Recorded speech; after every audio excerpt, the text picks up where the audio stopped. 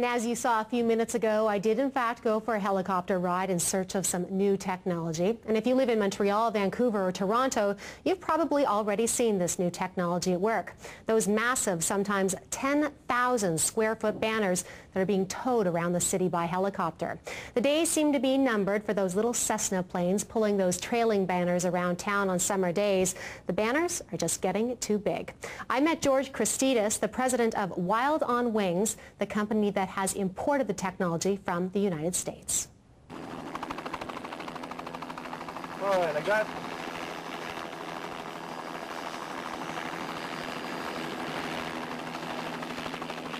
Are there any regulations you need to watch out for about using open airspace? Yeah, well, we can, for example, like you said, Vancouver is a very tight outdoor market from an advertiser's point of view. But because we're flying in federal airspace, there aren't any permits that we have to, apply for if you wanted, say, for example, to put a mural or a static sign in Vancouver. You have to go through all sorts of hoops to try to get that, because it is very tight in Vancouver.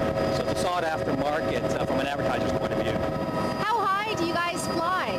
The regulations that we adhere to is basically you fly 1,000 feet above ground, over built-up area, and lower over water. And George, what's coming up next? Do you have any other kinds of new media that will be following this kind of aerial advertising? We have a number of aerial products that we're going to be launching within the next year or so. We're going to be getting into full-size blimps. We're going to have these digital night signs that are mounted on the bottom of the helicopter and have scrolling messages to be visible at night. So an advertiser can fly messages over, say, Toronto's hot entertainment district, where it's like a zoo over there on every single weekend.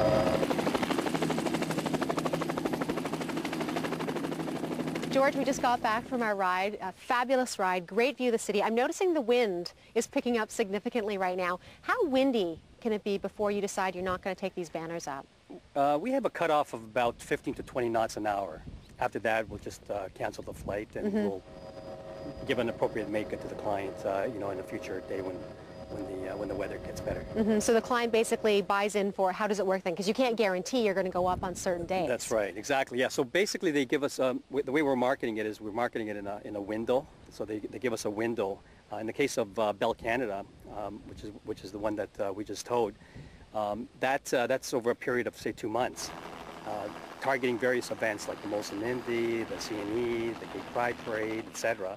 So if the weather, there's been some situations where in the past where the weather wasn't permissible for us to fly, and therefore we had to give the appropriate make-good. So we take care of it from that standpoint. Now, why do you guys use a helicopter instead of the old-fashioned small planes that used to trail these banners? The small private planes like the Cessnas would not be able to tow these mega-sized sky murals. Just the drag is too much, but the helicopters obviously can take a higher load. I mean, they're used for construction sites, logging industry, so they've got the power to be able to fly these. Have you ever had any problems with these? I mean, I would think with something so large and with unpredictable weather, has anything broken? Has anything ever fallen off? No, it hasn't. And we take all the necessary precautions. Like, for example, if the winds are 15 to 20 and greater, we will not fly. We need a 1,500 ceiling above ground. The visibility has to be there. I mean, it has to, if there's any kind of fronts moving in and so forth, we know about it. And certainly the helicopter company that we deal with knows about it. And they'll just say, we can't fly today. And we don't fly. We tell the client and make it good at an appropriate time. Speaking of the client, how much do they have to pony up to be part of this campaign? Kim, it depends on the size of the banners, how many banners we print up to fly. Like in the case of the two companies there, we had 2 simultaneous banners. The number of hours and who they want to target and so forth, but it ranges anywhere from about $50,000 to over $100,000. And on that, they get a guaranteed number of hours or flying time with that. That's right, and exposure, whether it's large drawing events like the ones I mentioned earlier, or basic highway traffic. And as you know, like in Toronto and Vancouver and Montreal, the traffic is horrendous, and it's a sought-after market for advertisers to reach. Is there a way to measure that exposure? Is there a way for you to go to your clients and say, hey, this is why it's worthwhile to quantify it?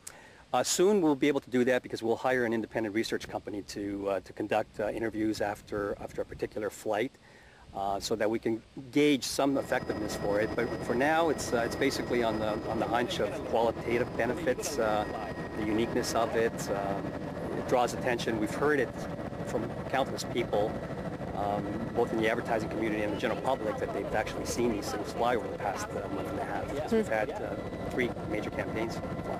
George, we appreciate your time and thanks for the ride. Thank you very much.